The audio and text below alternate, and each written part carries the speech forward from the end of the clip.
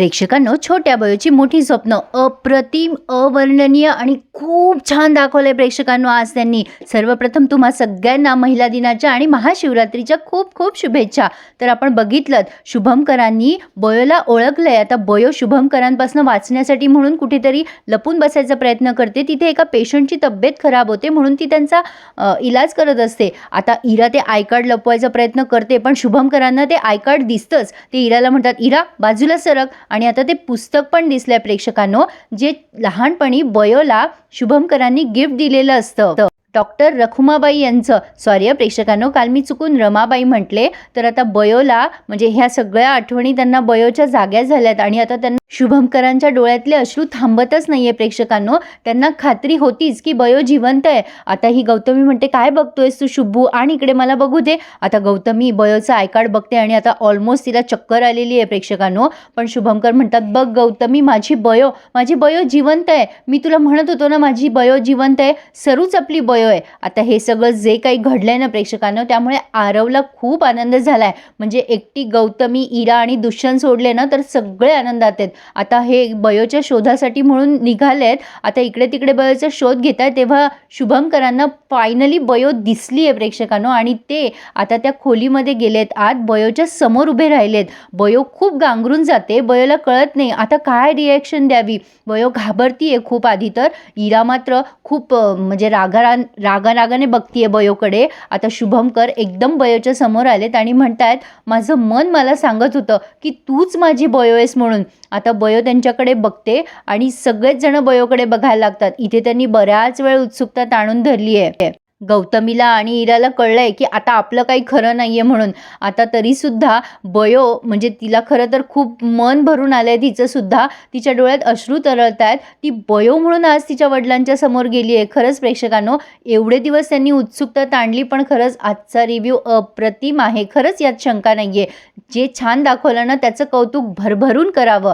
आता शुभमकर बयोच्या गालावरनं हात फिरवत आहे आणि गौतमीला ऑलमोस्ट चक्कर आली आहे. पण तरी सुद्धा गौतमी तिचा हेक्का काही सोडायला तयार नाहीये. ती बयोला डोळ्याने धमकवत असते की तू तुझी ओळख दाखवू नकोस. म्हणजे अजून सुद्धा आय कार्ड बघितले, पुस्तक बघितले तरी पण. आता शुभमकर म्हणत असतात, सरू मला माहीत होतं तूच माझी बयो आहेस. तू बयोच आहेस ना. आता ही तरी सुद्धा गौतमीकडे बघते आणि मग तिचे हावभाव चेहऱ्यावरचे बदलते आणि म्हणते, नाही मी बयो नाहीये, मी सरूच आहे. आता शुभमकर म्हणतात, हो का, मग हे आय कार्ड सरूचंच आहे का? सरू डॉक्टर आहे का? अगं बाळा बयो, तू तुझी ओळख का लपून ठेवलीस माझ्यापासनं? का खोटं बोलतीयस तू? पण तरी सुद्धा ही म्हणते, नाही मी खोटं नाही बोलते, मी बयो नाहीये, मी सरूच आहे. शुभमकर तिला म्हणतात, बाळा सत्यापासनं फार काळ लांब नाही राहता येत ग. पण तरी सुद्धा ही आता तिथून पळ काढते आणि म्हणते, नाही मी नाहीये तुमची बयो. आता शुभमकर खूप निराश झालेत आणि खूप नाराज झालेत प्रेक्षकांनो. त्यांना कळे ना की बयो तिची ओळख का लपवतीये त्यांच्यापासनं. आता तसेच हताश आणि निराश ते त्या हॉलमध्ये येतात जिथे त्यांचा सत्कार झालाय. आणि आता सगळ्यांसमोर त्यांनी खूप अप्रतिम भाषण केलंय प्रेक्षकांनो. बयो तिथून जायचा निर्णय घेत असते त्या कॉलेजमधनं आणि रडतच ती तिथून निघून जात असते. पण आता शुभमकर तिथे माईकवर बोलतायत. ते म्हणतात, माझी बयो परत आली आहे. मला वाईट एकाच गोष्टीचं वाटतंय की माझी बयो माझ्या समोर असून सुद्धा माझ्यासोबत का नाहीये. माझ्या बयोचा तर माझ्यावर खूप जीव होता. काही दुखलं खुपलं तर ती मला येऊन सांगायची. कधी तिला रडू आलं तर पळत येऊन मला मिठी मारायची. पण आजच माझ्या बयोला माझ्यापासून दूर का जावं असं वाटतंय. ए बयो, ए बाळा, तुला माहितीये ना ग तू माझ्यासाठी काय आहेस. तू माझं आयुष्य आहेस ग राजा. आता शुभमकर हे जे काही बोलतायत ना प्रेक्षकांनो, तर सगळ्यांच्या चेहऱ्यावरचे एक्सप्रेशन्स तुम्ही बघा.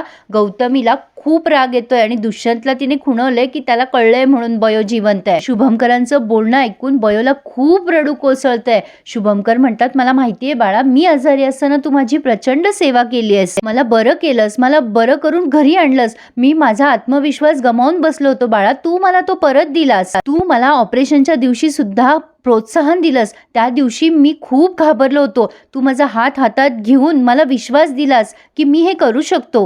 बयो, आज माझं नवीन आयुष्य सुरू होतंय ते फक्त आणि फक्त तुझ्यामुळे. बाळा, लहानपणी तू मला तुझा काजवा म्हणायचीस ना. अगं खरं तर आता तू माझा काजवा आहेस. तूच मला आज प्रकाश दाखवलायस आणि आता मला अंधारात सोडून चालली आहेस का ग. शुभमकरांचे एक वाक्य ऐकून बयोला आता खूप रडायला येतंय. बयो बाळा, तू आयुष्यात असशील ना तर मी काहीही करू शकतो. मी कुठलीही दुःख सहन करू शकतो. आणि मला पूर्ण विश्वास आहे माझी छोटी बयो तिच्या काजव्याजवळ नक्की परत येणार. ढँटडॅन असं म्हणत बाबा अशी तुम्हाला हाक मारणार. ए बयो, ए राजा, तुझ्या काजव्यासाठी तू एवढं पण नाही करणार? अगं मी तुझा काजवा असलो तरी तूच माझा प्रकाश आहेस ग. आज येशील ना ग बाळा परत?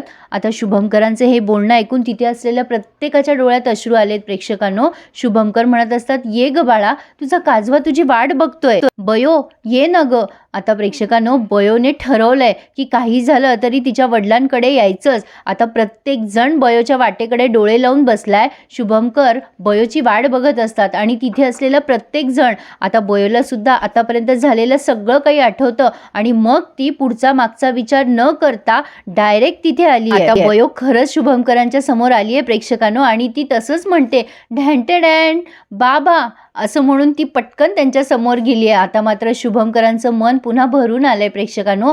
अविस्मरणीय आणि खूप अप्रतिम अशी या बापलेकीची भेट दाखवली आहे. ती आता बाबा म्हणून हाक मारतीये या शुभंकरांना आणि आता शुभंकर तिच्या गालावरनं हात फिरवत आहे आणि तिला जवळ घेत आहेत मायेनी आणि सगळेजण तिथे असलेले प्रत्येक जण डोळ्यातनं अश्रू काढते प्रेक्षकांनो. अप्रतिम. ह्या एपिसोडसाठी सगळ्यांनी आज टाळ्या वाजवल्याच पाहिजेत. खरंच प्रेक्षकांनो, आज बघताना डोळ्यातनं अश्रू थांबत नव्हते. अप्रतिम छोट्या वयाची मोठी स्वप्न या मालिकेचा अगदी पहिल्यापासून मी तुम्हाला रिव्ह्यू देते प्रेक्षकांनो. खरंच खूप छान दाखवलंय त्यांनी आज. म्हणजे आज शब्दच नाही आहेत. खूप कौतुक करावं असं वाटतंय मला. म्हणजे हे जे काही त्यांनी दाखवलंय ना प्रेक्षकांनो, खरंच छान होतं.